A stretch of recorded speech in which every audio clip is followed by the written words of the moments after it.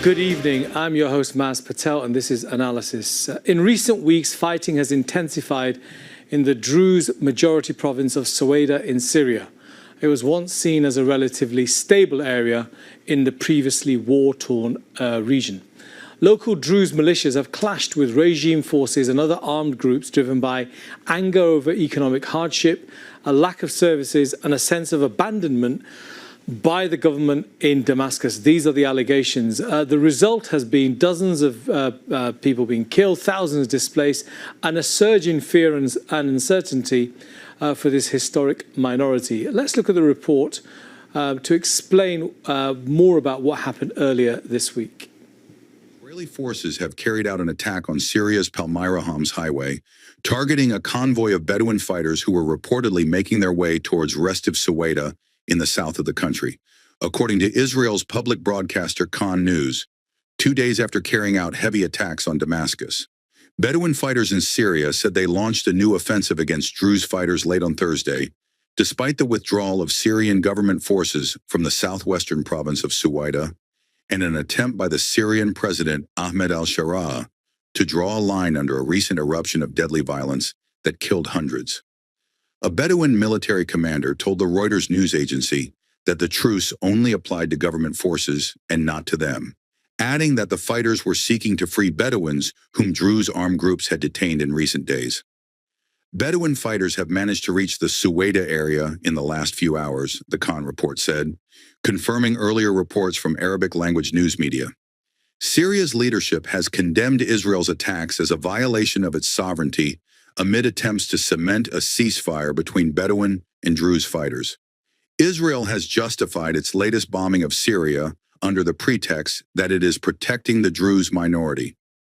Israel has long attacked Syria, even before the latest outbreak of violence involving the Druze in Suwaida.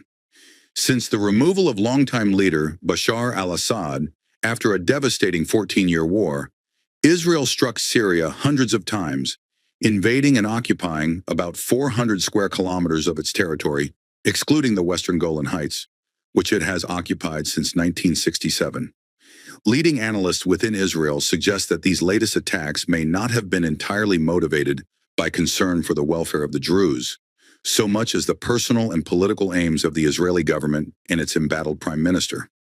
The latest reports of violence come despite a ceasefire agreed on Wednesday, after Israel had conducted its own attacks on Syria, striking the Ministry of Defense and near the presidential palace in Damascus. So meanwhile, Israeli airstrikes and cross-border tensions have added another layer of danger, raising international alarm about the risk of wider conflict and sectarian violence. Human rights groups warn that the Druze now face growing threats, not only from the war, but also from external actors and shifting alliances. Calls for humanitarian aid and protection are growing louder. Tonight, our panel of experts will debate what triggered the recent escalation of violence in Syria, and why has the Druze majority province become a new flashpoint after years of relative calm. So, first of all, I'd like to welcome all of my guests. Bilal Abdul Karim from Syria. Assalamu alaikum. Thank you for joining us. Tarif Kashashne as well. And also we have got Dr. Nizar Tobe. Welcome to all three of you. Thank you for having us. Okay, so let's start off with an explanation as to why this occurred. Start off with you, Bilal. What's your understanding of why this has occurred? You're obviously a Westerner living in Syria, and it'd be interesting to hear your point of view first. I just got... Okay, so the question is, if I heard you correctly, why has this started now? Is that correct? Yeah, what's triggered this? Why has this happened? Yeah. Okay, well, bismillah, alhamdulillah, salatu wassalamu ala rasulillah. First of all, thanks a lot for having me on your program. The first issue is that if we talk about why it started, there was a Druze businessman which was accosted on one of the roadways between Damascus and Syria. and he was beaten by unknown assailants. Up until now, we don't know who those assailants actually were. But because there was bad blood between the Druze community and the Sunni Bedouins, it was automatically assumed that it was them. And then there became a tit-for-tat reprisal attacks and such like that. It then grew into a slightly bigger issue, which called in the state security forces and such like that. That's when the Israelis got involved. That's when it stopped being about what it initially was. Okay. It started out as an attack on a Druze businessman, and then it grew. Once the Israelis got involved, it turned into a totally different thing. It became a geopolitical event, and it stopped being a local event. Mm-hmm. The Israelis used the opportunity to exploit it for their political gain. Okay, thank you for that. Tarif, you're a Syrian analyst. Have you got anything further to add to what Bilal has just said? Thanks for having me, first of all, and thanks for your audience and for our colleague. Actually, we are in a series of conflicts to being away from our goals to build a new Syria. We will continue to have this conflict until they break the new government and the new society, which is now becoming more and more effective in the area. Mm-hmm. Our Syrian, as a Muslim, we lost the control of Syria for more than 100 years here. And for that, now we have a new government with the youth vision and very active parties. Now it's very dangerous for all the neighbors. We are attituding in a very wise way, and we still having opportunities to rebuild Syria in the way that all the Syrians want. Now, this is the time for our enemies to start the conflicts. Okay. Every day we have another sufferings, and this will be all the time until we prove ourselves on the ground. Okay. Thanks for the Arab countries supporting the new government, and thanks for our neighbors. Thanks for the persons who are understanding the big play and doing all the efforts to support the new Syria. Okay, thank you for that. Dr. Nizar Tobe, you're obviously a doctor in the UK, Syrian activist as well, but you reside here, and you've gone over to Syria. How does it feel? I mean, how does the country feel to your previous visits, perhaps even under the old regime or when you left Syria? Is there a different mood? Has this uprising in the Druze areas affected that? Tell us what the feelings are from the ground. So obviously, I've been in the UK for very long, about 25 years, and I couldn't revisit Syria for 14 years, all during our revolution. I'm not sure if you continue to hear me. So yes, I can hear you. Okay, so it is my second visit after our liberation, and I see very much actually positive attitude from our ordinary people, very much positive. They are very much optimistic about our coming future. They are very much happy, though they do not have all the necessity of lives yet provided, but because they have the dignity now, nobody actually can humiliate any Syrian citizen. Nobody can take their rights. It is still a poor country, but the good thing that we do have the criteria of success, which is the Syrian mind. Okay, Dr. Nizar, Yeah. I, with all due respect, and you know I do respect you a lot, ideals are one thing, but the reality on the ground is that there's been an uprising in Syria province, which is a part of Syria in the south. Outside actors, including the Israelis, have been bombing Damascus, bombing government buildings, and were only put to a stop because, I believe, of a furious reaction from Saudi Arabia and Turkey, and that pressurized the American administration.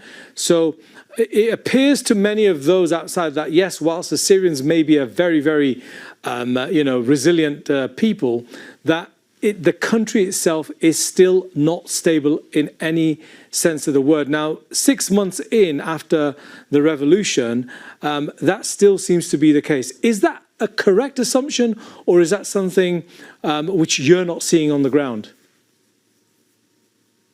No, I don't think this is correct assumption at all. I don't see instability in the whole country. Yes, we do have some troubles in Suwaida, and it is caused by a traitor called Al-Hajri and his group. He requested the help of our number one enemy, which is Israel. Mm-hmm. So he should be treated as a traitor, and he should be tried in the future as a traitor to his country, according to the Article 264 of the Syrian law, which mm-hmm. is still active. So anybody communicate with the enemy, and his communication will cause damages to the nation, should be tried, and the penalty is the death penalty. So this is what we're hoping for this traitor. However, I believe the government, our current government, has been dealing very wisely with the problem. According to Thomas Barak, the American envoy to Syria, he said that the Syrian government has done no mistakes in dealing with the Syrian problem, and all these atrocities committed by other groups, it's non-security forces. Okay. So basically, Thomas Barak has cleared the side of the government. Obviously, when you withdraw, when the Syrian security forces and the army withdraw from Syria, then it's their mistakes that they don't allow us to hold the security, to restore the security. Therefore, it is their total responsibility. There are atrocities committed by Al-Hajri group, and the total number of basically killed by from all sides. And when I say all sides, it means the Bedouin group and Druze and the Syrian security and the army. So, okay. So all the number is 550 people. So it's not nowhere compared to what we lost. It's not called genocide. Sure. It's not called war. Well, I don't think, Dr. Nizar, anybody would even say it's anywhere near genocide, or a few hundred miles further south, what's taking place in Gaza. Bilal Abdul Karim, you've obviously covered as a journalist Syria and its civil war.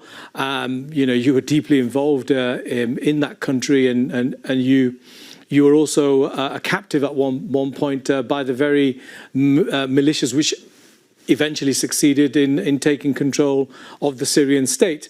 From your point of view, do you believe that the new Syria that's emerging has got, as Dr. Nizar Tobe said, idealistically, that the Syrians are in a much are a very resilient people, putting words in his mouth, but I think he'll be agreeing with that, and that they will be able to keep the country united under one central leadership.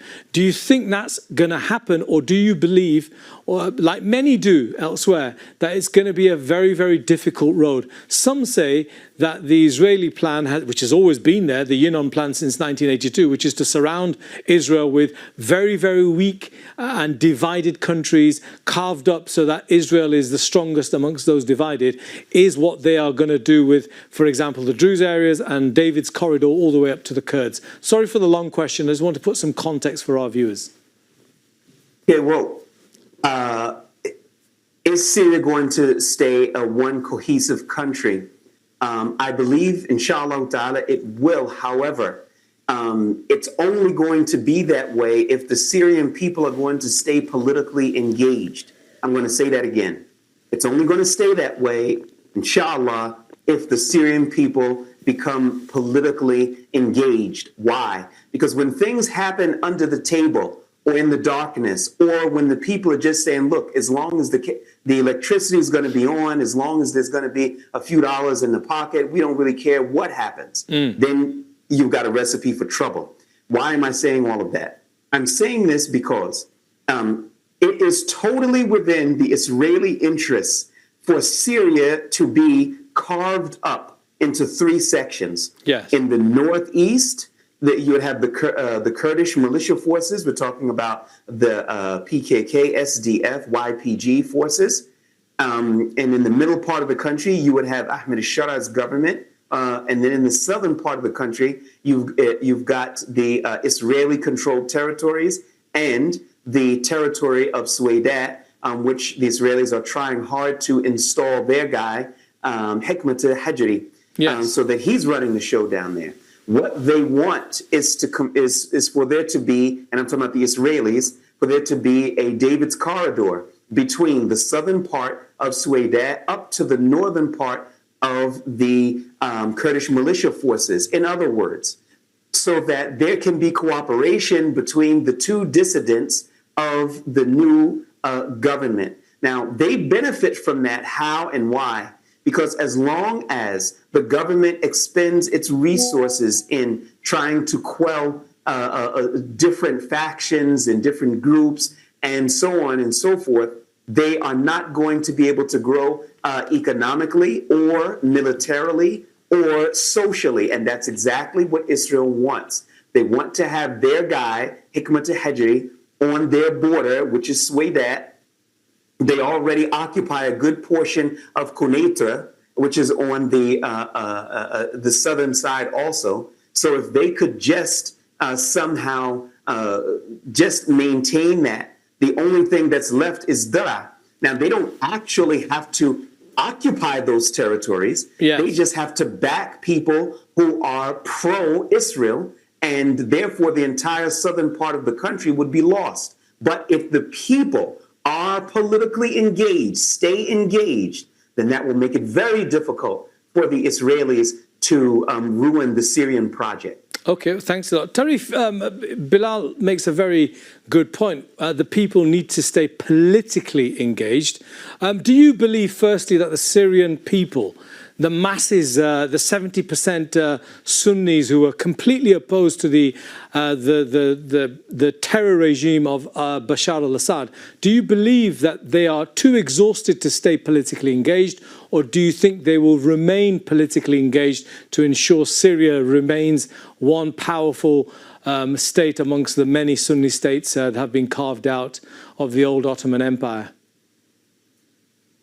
Actually, as I mentioned before, we lost the control as a Muslim Sunni from to control Syria from more than 100 years. And our people, our mass people, they are not involved in any political activities seriously in the last 50 years.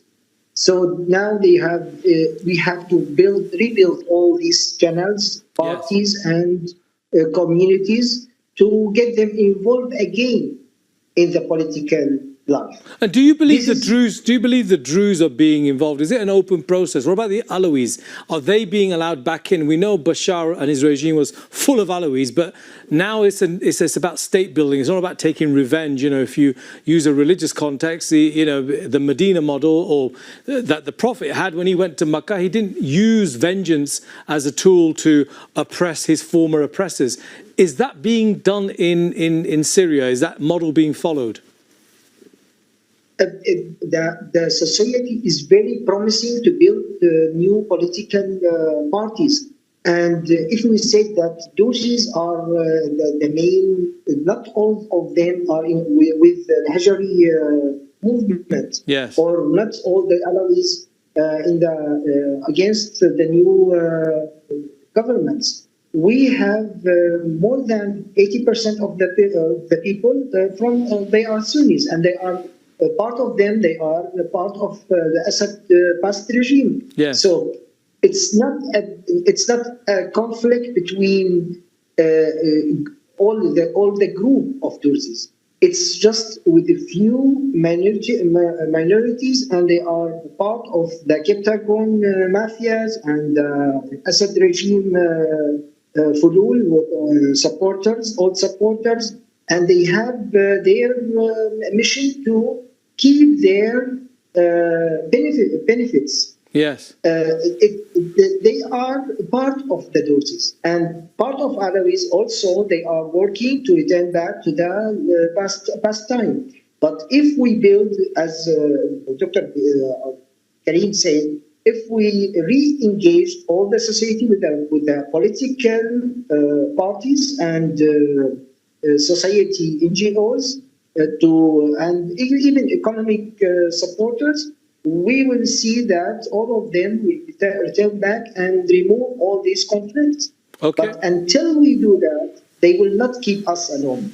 They will keep creating conflicts even on the surface levels, on daily life. They will keep making some kind of conflicts to keep the government engaged with this, to solve these minorities and remove the focus on the main goal of building Syria. Okay, thank you for that. Dr. Nizar, obviously it must be, you must be overjoyed at being back in your country and seeing a government which isn't the Assad regime. But many do charge the new government of Ahmed al-Shara as former jihadist terrorists who are now trying to be statespersons. It's a very harsh criticism. Obviously, I can't give you my opinion, but in terms of that particular narrative, some obviously calling him an Israeli agent because he was ready to normalize, others saying he's a Saudi or Turkish agent. How have ordinary Syrians taken to Ahmed al-Shara's statesmanship since he took control and became the leader of the country? So if we look at the survey which was done by The Economist very recently, which has shown that 82% of the ordinary Syrian people are very happy about al-Shara and his government and the way they are managing the country. So I don't think, I mean, it's very silly to say that he's Israeli agents, because actually Israel has been bombing us since the fall of Assad. On the very same day, they have, I remind you again, that they have targeted our strategic weapons, and they say they are scared of falling of these weapons in the wrong hands, which is our hands, whereas the Assad was the right hands because he was protecting their border. So unfortunately, Al-Hajri now and his group are gambling dangerously with the future of the Druze in the area. Even Walid Jumblat, who is a very prominent Druze figure in Lebanon, he said that this is wrong. What Al-Hajri and his group, what you are doing is wrong, is extremely wrong, and you are gambling. Because he is linking the future of the Druze to Netanyahu, and Netanyahu will not stay long. It is either a matter of few weeks or a matter of few months. He will fall sooner or later. And then once he falls, Al-Hajri will fall with his group. I know there are some group of Druze are not with him, but unfortunately he managed to kind of hijacked the group, the Druze, in a way or another, whether with their agreement, mostly with their agreement, and the resistance to him are very little. So what we call upon the logic people of Druze, of the wise people of Druze, to put him a line, to draw him a line, and say enough is enough. Thank you. So basically, it's very dangerous what he is doing for the Druze people. Okay, Dr. Nizar, hopefully we'll see you back in London. Final word to you, Bilal Abdul Karim. You've been there for many, many years. You've seen lots of, awful times for Syrians. are you hopeful, in very short, 10 seconds if you will, are you hopeful about the future of Syria? Oh, absolutely. We're just warming up. We're just getting started. You know, this country's been oppressed for a long time. It's not realistic that everything would have reset itself, you know, just like that. And, you know, how does it go? The harder the fight, the sweeter the victory. So inshallah ta'ala, everything's going to be all right, but it's going to take work. It's going to take work. Okay, well, listen to all my guests, Tarif Kashane, Dr. Nizar Tobe, and you, Bilal Abdul Karim, for joining us. I've been your host, Mas Patel. Join us again next time as we continue our fight to give you the truth here on Analysis.